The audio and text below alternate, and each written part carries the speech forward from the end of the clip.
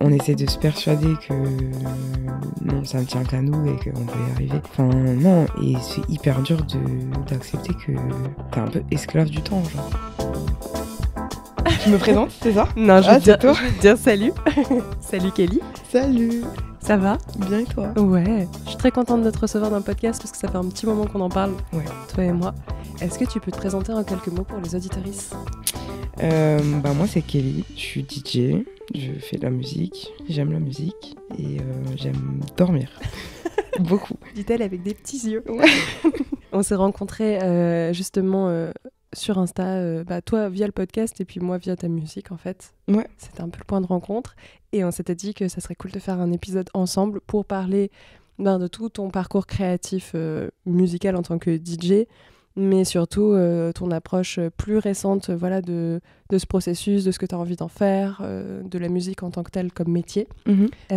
Pour commencer, je vais te donner une petite citation. Ok, c'est l'heure. Ouais, c'est l'heure, ça y est. Qui me fait penser à toi. Tu vas voir, vraiment plus pédant comme citation tu m'as. Mais je me suis dit que c'était un bon point de départ pour la conversation. Ok. Donc je te laisse nous la lire et dire à quoi ça te fait penser. T'écris mal, hein. Non, je rigole. Alors, mais afin que naisse le créateur, il faut beaucoup de douleur et de métamorphose.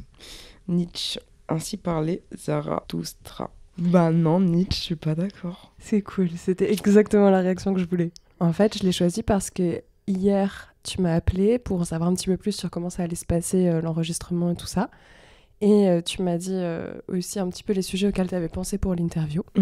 Et tu m'as dit, moi j'en ai un peu marre de raconter comment je suis devenue DJ, d'un point de vue chronologique. Voilà, j'ai découvert la musique, puis j'ai commencé à mixer comme ci, puis j'ai fait ça sur SoundCloud, et puis après j'ai fait mes premières scènes et tout.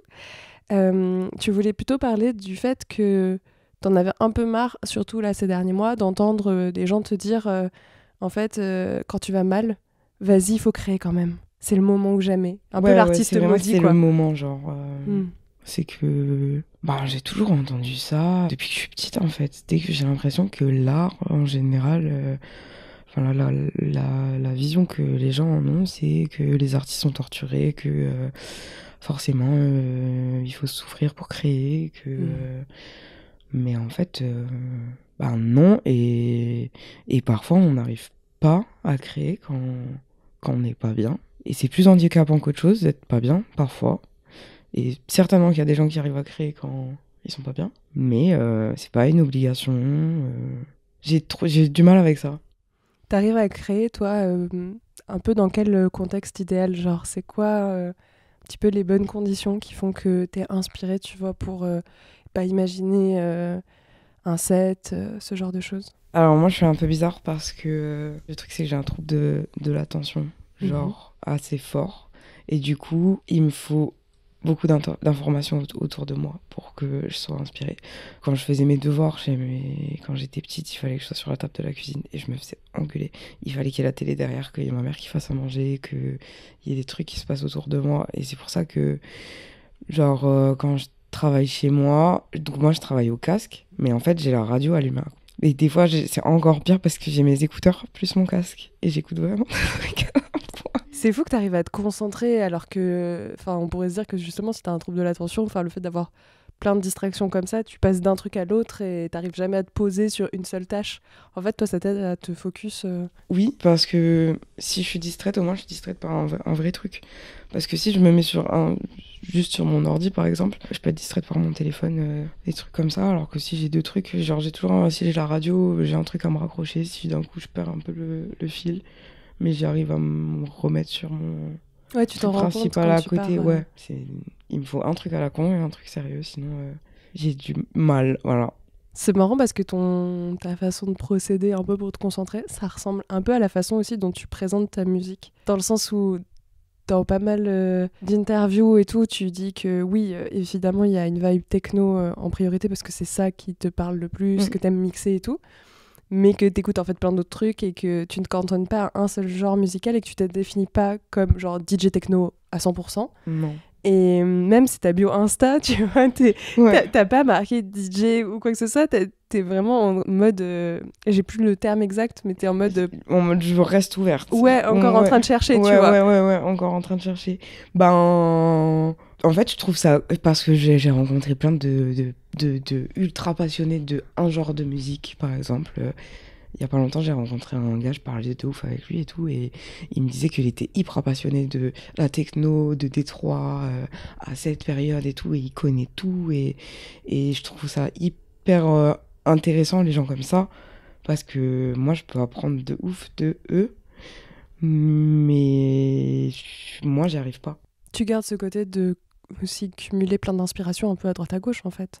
Ouais, mais en fait, c'est un peu sans le vouloir. Et parfois, par exemple, là, il y a pas longtemps, j'ai fait Or à Berlin.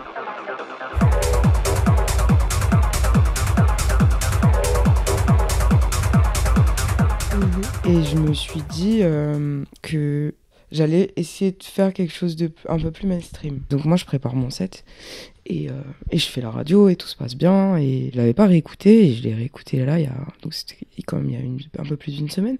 Et je l'ai réécouté là avant-hier. En fait, je suis à côté de la plaque, quoi. C'est pas... Dans quel sens? Dans le sens où tu te reconnais pas ou Non, dans le sens où c'était... En fait, moi, je voulais faire un truc un peu plus mainstream, un peu plus homogène, dans le sens où, genre, comment ça va au début du set ou à la fin, ça se ressemble un peu, quoi, un peu plus linéaire.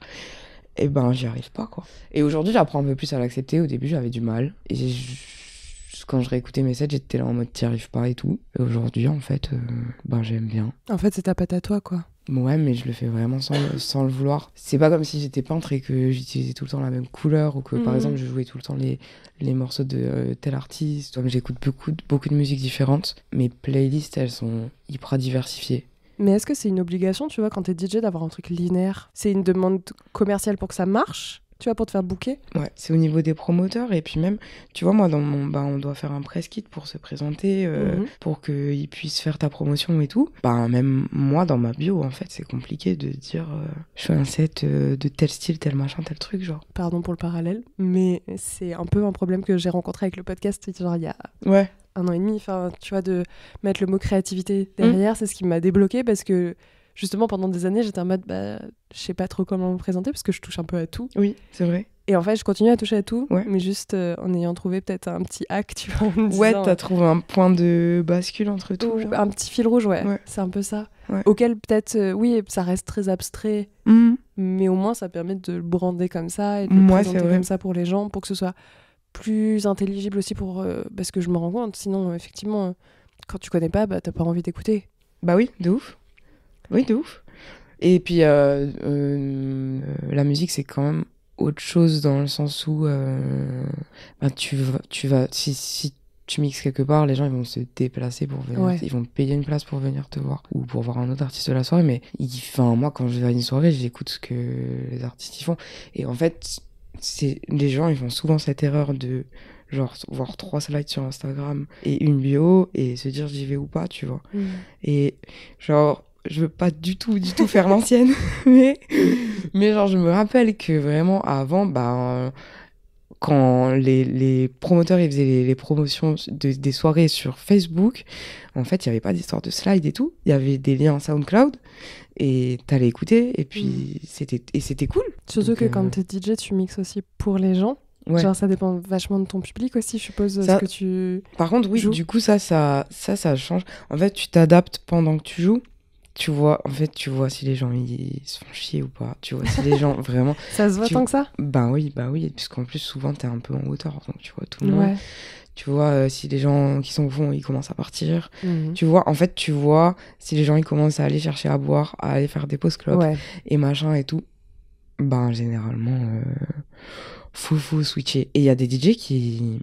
Genre des fois je vais voir des DJ sets et je me dis là faut faire un truc parce que t'es en train de perdre tout le monde, quoi. T'es en train de perdre tout le monde, et après, les gens, ils reviennent plus. Surtout, tu vois, quand tu mixes à des heures, genre 3h, 5h, ou 4h, 6h, des trucs comme ça, en fait, les gens, ils commencent à partir, et là, ils vont pas juste boire un verre, ils rentrent chez eux. Et ça fait trop peur de mixer en dernier. Hein. Les gens, ils croient que c'est cool et tout, mais ça fait hyper peur de mixer en dernier. Il y a pas longtemps, j'ai mixé au Badaboom, et j'avais hyper peur de ça. En plus, j'avais jamais joué là-bas. Le DJ avant moi, il mixe un truc hyper différent de moi. Ouais. Panique, genre, moi, j'ai préparé un truc, je sais pas ce qui va, en fait, je sais pas ce qui va se passer. Je sais pas ça va être ce que va être la réaction, parce que, en plus, je suis arrivée il y a qu'une demi-heure, donc je sais pas comment c'était l'ambiance, si les gens ils kiffaient avant ou si les gens ils ont commencé à partir, tu vois. Donc, j'ai commencé mon truc et j'ai vu que ça marchait pas trop. Du coup, j'ai switché de ce que j'avais préparé et au final, j'ai réussi à tenir les gens. Mais en fait, mon but, c'est d'arriver à amener les gens là où je veux. Ouais. Donc, s'il faut s'adapter un peu au début, enfin, c'est pas grave dans le sens où je sais que, tu vois, je fais quand même des grosses tracklists avant de monter sur scène. Ça veut dire que j'ai toujours des petits chemins de côté pour, ouais, au cas où, quoi. pour switch, quoi. Comme là, ça s'est passé. Au final, j'ai réussi à aller où je voulais et c'était quand même plein à la fin, donc c'était cool. C'est un échange. Les orgas, ils étaient contents, tu vois. Enfin, il y a quand même des gens qui t'attendent derrière, en fait. Parce que tu vas pas tout seul. Enfin, là, j'étais avec des potes. Il y a les orgas qui disent, bon, c'est cool, c'est rare qu'il y ait du monde à la fin, blablabla. T'as le bar qui doit tourner. Oui, il y a pas mal d'enjeux. Ouais. Oui, c'est sûr que ça n'a rien à voir de mixer en public quand tu mixes chez toi, même juste avec ta cam pour tes vidéos YouTube, quoi. Ouais. Pour quelqu'un qui aime dormir, pardon, mais... quelqu'un qui aime dormir et qui a un trouble de l'attention, comment tu gères justement aussi quand t'as des dates, tu vois, et que tu dois mixer la nuit? Je fais des siestes tout le temps. Imaginons, j'ai une date à 2h, je fais n'importe quoi. Hein. Je dors de 17h à 19h, après je me réveille, je mange, je me rendors. Après, je vais faire apéro avec mes potes. On part et après, quand je suis lancée. Hein. Faut pas me truc, mais après, je dors pendant 3 jours. Donc, mais parce que t'es DJ à temps plein aussi? Oui. Donc, tu peux adapter, je peux grave me le permettre. J'ai cette chance de... Je sais que c'est une chance. Et que bon, je travaille pour avoir... Je me la donne un peu, cette chance. Pour en revenir un petit peu à la citation du début et ce que tu voulais aussi qu'on aborde. Ouais.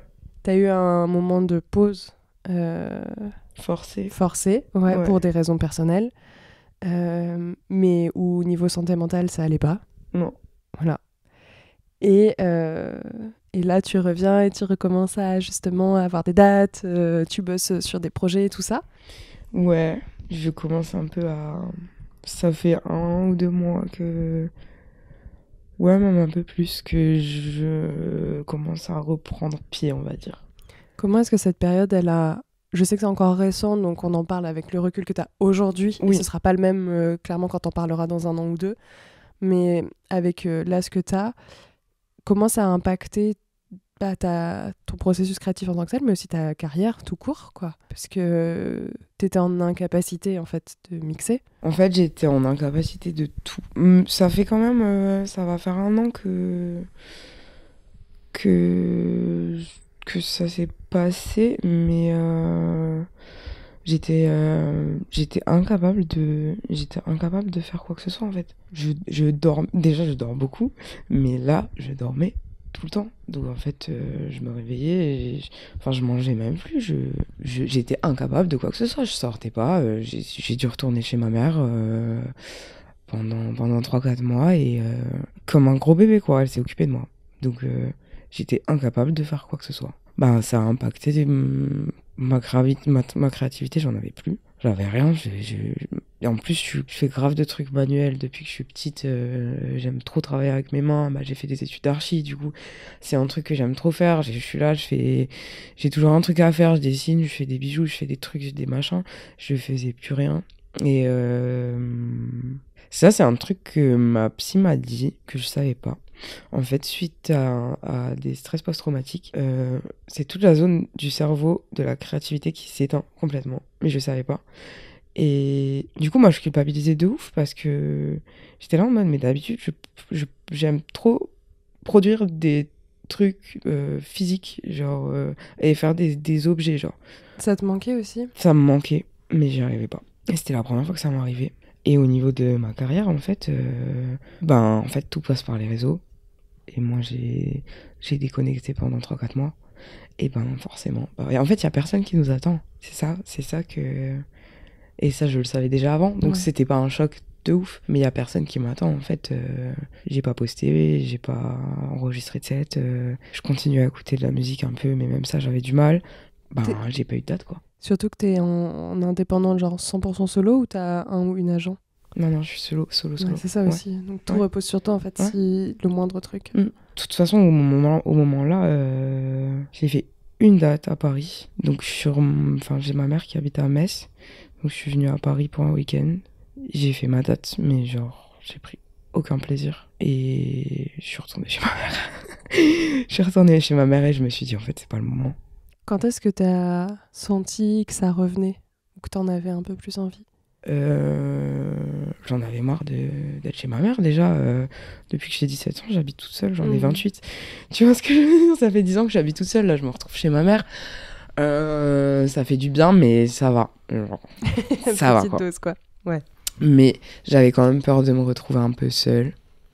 Donc il y avait ça. Il y avait le fait que je voulais retourner sur Paris, que je voulais réhabiter seule. Et quand je suis revenue sur Paris, en fait, j'avais commencé à produire de la musique, à m'y mettre quand j'étais chez ma mère, parce que j'avais beaucoup de temps. Je me suis un peu forcée au début. À produire en mode vraiment prod 100% de sons originaux ou en mode mix? Ouais, produire sur... Et en fait, les logiciels, j'en ai tellement mangé pendant mes études que... J'ai fait un peu un blocage. Donc, en fait, vraiment, quand j'étais chez ma mère, j'ai pris le temps. Quand j'avais envie et tout, je m'y mettais. Mais depuis que je suis revenue à Paris, là, je veux pas me forcer, en fait. Tu t'écoutes? Ouais, j'ai produit un peu hier et tout, mais ça faisait 2 semaines que j'avais rien fait et je culpabilise pas, en fait. Je me mets pas de deadline en mode il faut que je sorte un truc cette année, machin. Je suis toute seule, j'ai pas de label, j'ai pas de j'ai pas de manager, de booker. Je fais ce que je veux et voilà, encore une fois, j'ai cette chance de pouvoir vivre comme ça. Ouais. Mais je suis bien consciente que je l'ai et tu vois, c'est quand je veux et que je peux. Et voilà, et du coup, en m'y mettant cet été, une fois que j'étais à l'aise avec le logiciel, ça m'a demandé gravement d'efforts de m'y mettre. Forcément. Et ça t'a donné des idées aussi? Ça a commencé à te débloquer des pistes comme ça? Ouais, grave. En fait, le fait de me retrouver toute seule aussi, je crois que ça m'a fait du bien. Au début, j'étais pas bien. Mais parce que ça faisait longtemps que j'avais pas été toute seule. J'ai habité avec mon ex pendant 2 ans avant, donc ça faisait genre 3 ans que j'avais pas été toute seule. Et j'ai recommencé à faire des trucs, à faire du crochet, à dessiner, à faire des trucs. Et à créer en fait.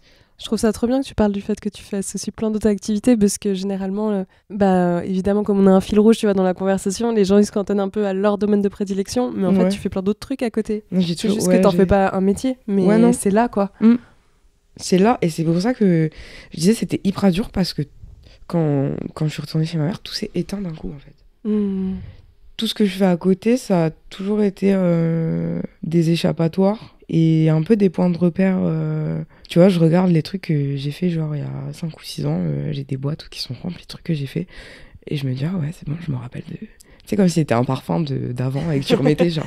Ouais, totalement. Et genre là, tout s'est éteint.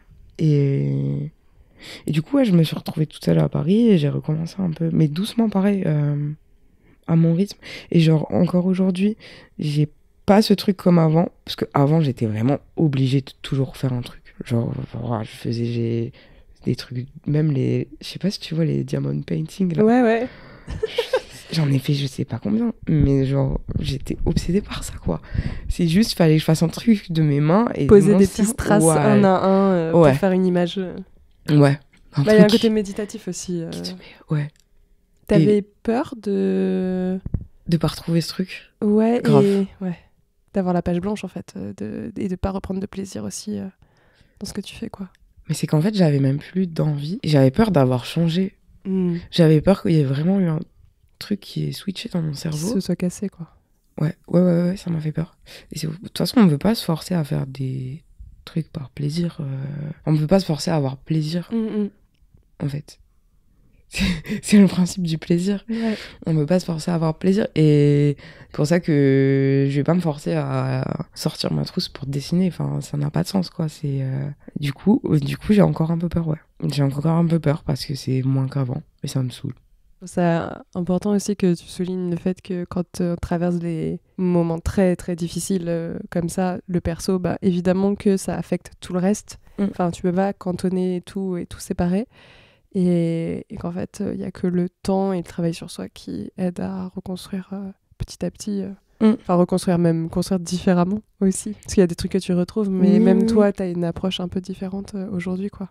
Ouais, c'est sûr. Parce que bon, c'est pas la première galère de ma vie et c'est pas la première fois que je dois traverser des épreuves et des trucs comme ça. Mais à chaque fois, t'as l'impression que c'est une histoire de volonté et que c'est tu vois, en fait, on essaie de se persuader que non, ça ne tient qu'à nous et qu'on peut y arriver. Puis on te le dit beaucoup autour de toi aussi, ce genre de truc en mode, bah, t'as qu'à bouger, quoi. Oui, voilà. Enfin, non, et c'est hyper dur d'accepter que tu dois... t'es un peu esclave du temps, genre. Et oui, il y a le travail sur soi, mais c'est pareil, ça prend du temps. Sinon, tout le monde dirait bien, tu vois. Mais du coup, en tout cas pour moi, ben, je suis incapable de créer quand je suis au fond du trou, quoi. On poétise le truc un peu en disant, mais c'est beau, la douleur, et c'est peut-être un moyen d'aller mieux, et mais en fait, non, j'y arrive pas. Et si c'était un moyen pour aller mieux, je serais en train de le faire. C'est si simple. On peut proposer ça à quelqu'un en disant c'était pas bien, peut-être qu'il faudrait que t'essayes ci, t'essayes ça. Mais genre pas créer, en fait c'est le temps de créer, c'est ton moment de slay. Non, bah même pas du tout en fait. Non, et puis chimiquement en fait, tu l'as dit toi-même, enfin ton corps, ton cerveau, ils sont pas prêts à ça. Bah oui, mais les gens te disent bah non, mais du coup peut-être que ça te ferait du bien.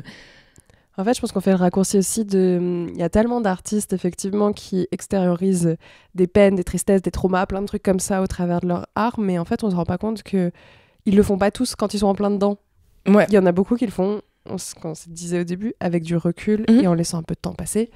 Parce qu'en fait, même juste pour digérer tout ce qui se passe et avoir conscience de ça et pouvoir arriver à peut-être le représenter ou mettre le doigt dessus, il faut avoir un minimum de recul déjà, quoi. Quand t'es en plein dedans, c'est très très compliqué. Et certainement qu'il y en a qui y arrivent, mais... Bien sûr.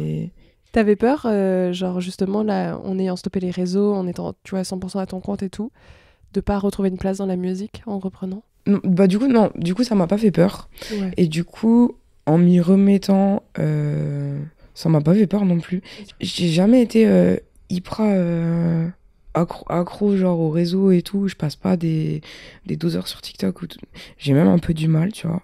Non, franchement, c'était pas une appréhension. Et de toute façon, j'ai fait des études pour ça aussi en me disant, si jamais la musique ça marche pas, un jour, ben tu peux te rabattre sur autre chose. Je me sens pas en danger ou en insécurité quand pendant un mois j'ai pas de date. Le truc qui m'embête quand j'ai pas de date, c'est que pour moi avoir des dates ça m'aide à évoluer et à partager et à avoir de nouvelles expériences. Et du coup c'est ça qui m'embête plus quand j'ai pas de date, plutôt que le fait de me dire merde je vais pas travailler pendant un mois, ça craint, tu vois. On va totalement changer de sujet, c'est pour ça que je change un peu de ton aussi, puisque j'ai prévu un petit jeu pour toi. Ouais, le petit jeu. Histoire qu'on ait une touche un peu plus légère avant de passer un peu à la deuxième et dernière partie de la conversation, parce que j'ai d'autres petites questions pour toi, tu t'en doutes. Oui. Le jeu s'appelle, franchement je l'ai réfléchi si tu savais, j'avais une piste, c'était DJ ou médicament, et finalement je trouve que DJ ou meuble Ikea, c'est plutôt pas mal. Comment ça, DJ ou meuble Je vais te donner des noms et tu vas me dire si tu penses que c'est un DJ ou un meuble Ikea. Oh non, tu testes ma culture. Mais même moi, ça m'a fait rire en fait de le faire parce que j'ai fait c'est ouf à quel point. Pardon, hein, je vous aime les DJ techno, mais vous avez des noms de meubles Ikea. Il y a un vrai truc. J'avoue que même Kelly, ça pourrait être un nom une assiette, genre. Ouais. On va commencer facile. Bjorn. Un DJ. Oui, bravo. Oui, mais ça pourrait être un meuble Ikea. Mais ça pourrait être un meuble Ikea. Ça pourrait être une coupelle de plantes. Je te vois trop imaginer maintenant tous les objets. Tu sais, en fait, mon rêve quand j'étais au lycée, c'était d'être designer produit chez Ikea. Oh waouh. Ouais, peut-être un jour. Peut-être une reconversion. Malm. C'est un meuble Ikea. C'est un lit-coffre. Ouais, voilà. Ouais. Ça. Je t'ai pris des faciles quand même, histoire qu'on puisse les retrouver. Si je te dis Trim. Bah, c'est un DJ. Oui. Anxela. Ah, je sais pas, un meuble Ikea. DJ. Ah, DJ, arrête.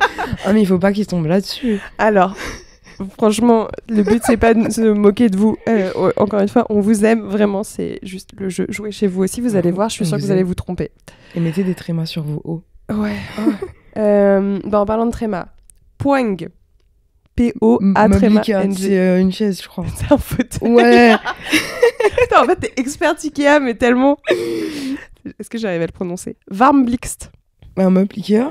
C'est la lampe donut orange d'Ikea. Ah ouais. La lampe TikTok. Timo. C'est un DJ, je crois. Ouais, tout à fait.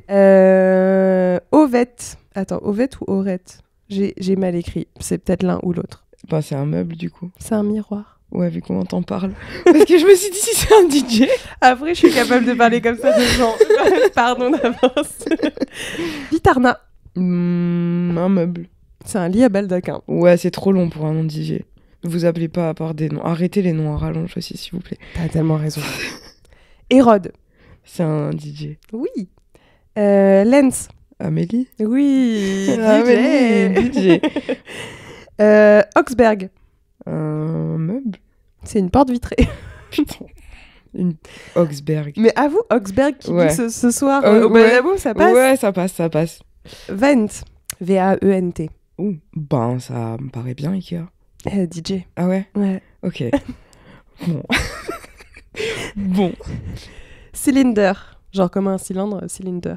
DJ? Vase. Vase. C'est un vase. Ça aurait pu être aussi un nom DJ. Mais oui, c'est pour ça. Azeka. Avec un Z? A-Z-Z-E-C-C-A. Compliqué pour un DJ. Meuble? DJ. Putain, c'est très mais complexe. Les gars, des doubles lettres, des points, des trucs, on comprend plus rien. L'éthane. Un meuble? C'est aussi un miroir, ouais. J'ai peur de vexer soit un meuble, soit une personne. Vexer un meuble. Extrait. Et allez, on va finir avec... des faciles. Balagan. Un meuble. DJ. Bah, c'était pas facile. Caspar. Un DJ. Oui. Et Calax. C'est un meuble. Oui, c'est une bibliothèque. Bravo, Kelly, tu as passé le test avec succès. Vite fait, hein. Non, alors, tu as plus cru que certains DJ étaient des meubles Ikea que l'inverse. On notera quand même que tu as une meilleure connaissance des meubles. J'ai... À ce stade. Est-ce que justement, ça me fait la petite transition plus légère, mais genre t'es entouré, créativement parlant, tu vois, dans ton métier de DJ? J'aimerais grave être plus entourée. Ouais. Ça fait quelques... en fait, ça a changé depuis que je suis revenue à Paris. Je me sens seule, en fait, mais je pense que c'est vraiment propre à l'auto-entrepreneuriat de toute manière.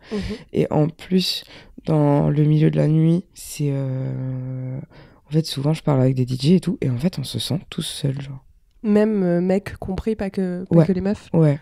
Comment tu fais d'ailleurs, tu vois, parce qu'on en a parlé vite fait tout à l'heure, mais justement, t'as quand même tout à gérer solo. Moi, c'est chaud. Comment tu fais, juste en plus pour te faire une place, enfin, juste ça, tu vois, je me dis que face à une industrie comme celle de la musique et celle de la fête qui plus est, c'est quand même pas évident quand t'as pas le réseau, quand t'as pas déjà les noms, quand t'as pas forcément le temps et l'énergie ni l'expertise, tu vois, pour appeler tout le monde.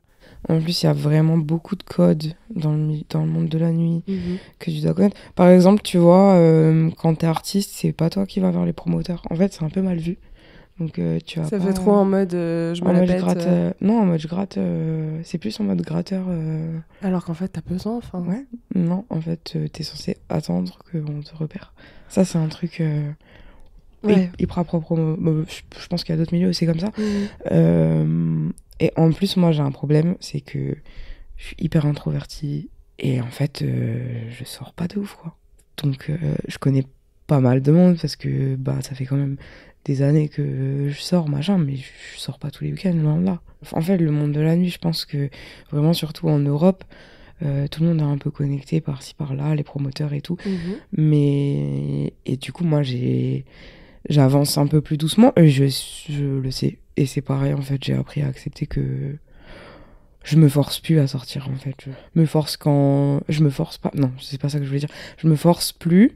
Je sors quand j'ai envie ou quand j'ai besoin. Donc, soit quand j'ai envie, parce que Soit je vais voir des potes, soit quand j'ai envie, parce que j'ai envie de voir un artiste que j'aime bien, ou soit quand j'ai besoin, parce que j'ai besoin de travailler, et des fois j'ai pas envie, mais j'y vais. T'as pas mal de potes qui font le même métier que toi, ou qui sont dans la musique de manière globale, ou pas du tout? Je connais beaucoup de monde, mais j'ai pas beaucoup d'amis proches.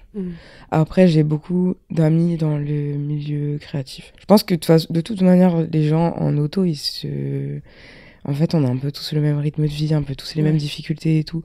Donc j'ai beaucoup de gens autour de moi qui sont en auto-entrepreneuriat.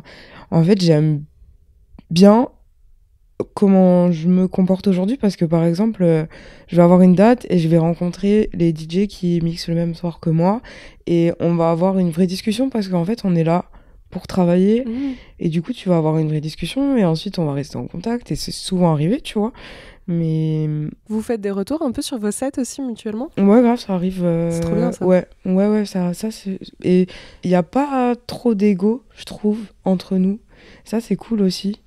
Même homme, femme, machin et tout, il n'y a pas hyper d'ego, à part quand tu joues après, souvent, bah ouais, j'ai déjà joué après ou avant des gens qui viennent de je sais pas où, qui sont là depuis je sais pas combien de temps et qui te calculent pas. Bon. Je pense que ça arrive aussi dans tous les métiers. Mais chiant, mais après, en vrai, non, c'est assez chill entre nous. Donc ça, c'est cool. On t'a vu récemment aussi, t'es passé sur... alors, je vous invite à suivre ça sur TikTok et sur Insta, la chaîne de Let Him Cook... je vais la refaire. Ça y est, ça bafouille, ça fait déjà 35 minutes d'enregistrement, la meuf sait plus parler. Let Him Cook Radio, où tu mixes dans une cuisine. Et je trouve le format de base... genre super sympa, et j'ai vu ta petite tête dedans et je me suis dit mais il y a Kelly qui passe, c'est trop bien. Je suis passée. T'as envie de faire plus de collabs comme ça aussi? Grave, moi j'aime trop ça en fait. En fait, j'ai l'impression qu'aujourd'hui il y a une hype de ouf autour des mix enregistrés, filmés et tout, et moi je suis trop contente parce que je sais pas, ça doit faire 1 ou 2 ans qu'il y a vraiment beaucoup plus de sets filmés, et moi je fais ça depuis longtemps, parce que tu les postes sur YouTube, parce qu'on se disait, même sur Insta, tu relais aussi ce que tu fais. Ouais, mais j'ai commencé à poster sur YouTube, je sais pas combien de temps ça fait, mais ça fait quand même au moins 3-4 ans, je pense. Ouais, peut-être 3 ans. Et du coup, je suis trop contente parce que j'aime bien ce format. J'aime trop regarder des vidéos comme ça. En plus, Let Him Cook, c'est cool parce qu'il fait une petite interview avant et tout, machin. Il met grave les gens à l'aise. Ouais, ça te permet de rencontrer des gens et d'avoir de la visibilité aussi. Ça, c'est cool, on va pas se mentir. Voilà, ça a été cool. En plus, moi, j'ai habité à Marseille pendant 5 ans. C'était l'occasion d'y retourner. Ça m'a fait prendre l'air. Je suis restée 10 jours là-bas. Ouais, grave. T'as pas envie d'y retourner, c'est parce que professionnellement, ce serait pas jouable? Professionnellement, ce serait... ça serait plus compliqué. Je sais pas si ça serait pas jouable, mais ça serait plus compliqué. Non, et puis tu confirmes le fait que c'est vachement centralisé, en fait, en termes d'activité, de secteur. Ah, totalement. Marseille, ça... je suis arrivée à Marseille en 2017. Ouais, ça fait bientôt 10 ans. Ça a pas bougé, quoi. Il y a rien qui... Là, le monde de la nuit, là-bas, c'est pas possible. Et c'est des histoires de mairie, etc. En fait, surtout. Et Paris, voilà, quoi, c'est pas du tout la même chose. Mais même, en fait, niveau culture. C'est pour ça que je sais pas si... Je pense que je pourrais repasser genre 1 mois, 2 mois, 3 mois à Marseille, mais niveau culture, en fait, ça me manquerait. Et c'est ce qui m'a manqué tout le temps que j'ai fait mes études là-bas, c'est ce qui m'a manqué. Je venais souvent à Paris parce qu'il y avait quelque chose qui me manquait, ailleurs, mais ici, il y a plein de trucs de Marseille qui me manquent. Oui, c'est par rapport à tes besoins de l'heure actuelle, en fait. Ouais, mais j'aurais bien besoin de mer et de soleil, je vais pas te mentir. Après, c'est pas loin, c'est 3 heures, donc... Oui, ça va. Voilà, non, mais là, j'ai fait la radio, du coup, j'étais trop contente. J'ai fait une date aussi la même semaine. J'étais voir la mer, j'étais voir mes potes. Il faisait beau, j'ai bien mangé. Voilà, trop bien. Et quand tu vas mixer à l'étranger, dans d'autres pays, tu parlais de Berlin tout à l'heure et tout. Ouais. T'as le même plaisir aussi à aller là-bas, découvrir d'autres villes, d'autres façons aussi de faire la fête, tout ça? Grave. Bon, alors. Alors, j'ai cette chance aussi de pouvoir rester un peu plus, tu vois. Genre, j'ai pas mixé hyper souvent à l'étranger.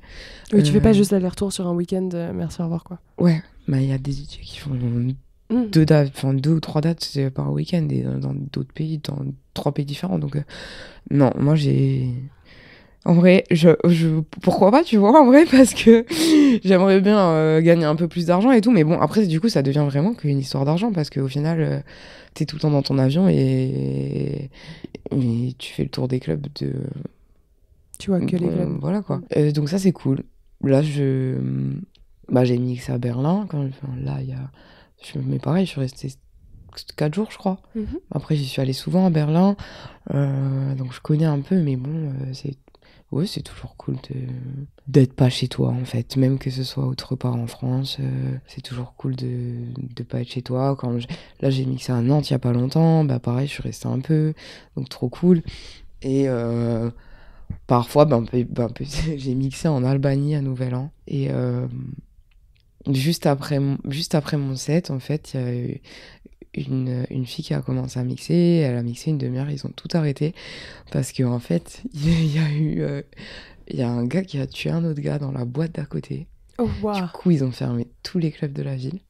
Donc là, tu te dis, en fait, je suis pas chez moi. Je suis en Albanie, dans truc. J'allais te poser à un moment une question de est-ce que tu avais une anecdote folle à raconter sur un set, mais en fait, bah ouais. fait. Après, ouais, ok. C'est pas arrivé dans. Non, pas dans le tien, heureusement, mais. Ouais. Mais le principe. T'as chaud un peu parce que tu te dis, en fait, ça s'est passé dans la boîte à côté, quoi. Donc, ça aurait pu se passer là, ça peut se repasser là même. Et du coup, ça m'a un peu calmée parce que j'étais là en mode, ouais, trop fun et tout. Mais en fait, il faut pas oublier que t'es pas chez toi. Les gens, ils parlent pas ta langue ici. Alors, l'autre anecdote, c'était en fait, j'ai bu l'eau du robinet pendant 2 jours là-bas.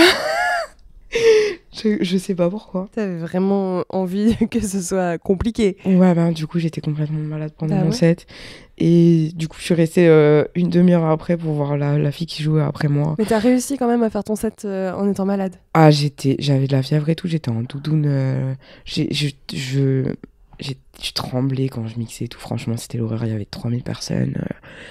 Ouais, mais j'avais pas le choix, quoi. Ouais. Et du coup, après, il y a eu l'histoire du gars qui a tué l'autre gars. Et puis, je suis retournée à l'hôtel. J'ai mis le chauffage dans ma chambre à 35. J'étais... Ouais, non. Horrible. En plus, j'avais mes règles et tout. Enfin, franchement... La totale. Ouais. Donc, voilà. Mais j'avais bien visité avant.